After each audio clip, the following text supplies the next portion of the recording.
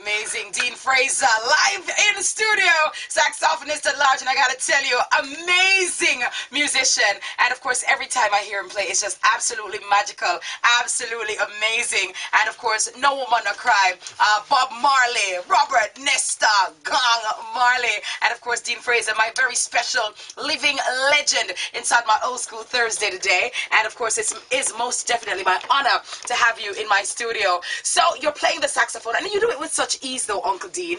I mean, talk to me about some of the training that goes in, because the breath control, especially when you go and play those long notes. How do you do this? How long did it take you to master that art?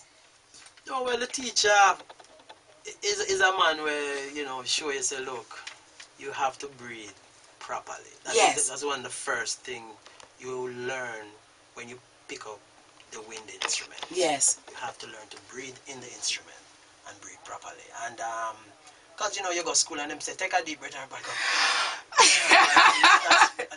But, you know, the best way for you know the right way for do a breath intake is just look at a baby. Yes. And anything where the little baby do, that's the proper way. That's the proper way, because of course they do it involuntarily, so they don't even know what the right way. They're just doing it naturally and what's supposed to be done. Who are some of the musicians that have inspired you, you know, to play, and of course, you know, inspired your craft?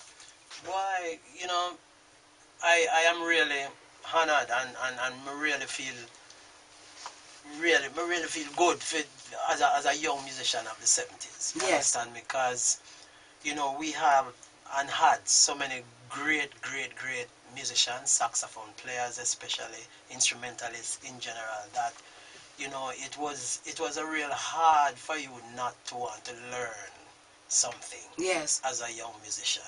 You know, because when you come upon a great Tommy McCook, you know, who to this day I still just marvel. You know, me just marvel over him playing, you know, and you know, when you see Roland Alfonso, you know, even when he got sick, he was able to play the same way, you know, and you know, you just have all these great musicians, and then, you know, I became a part of a situation where I was able to get people like Cedric M. Brooks to personally come and share his music talent and everything with me, you know. Yes. A man like Glenda Costa to come and do the same.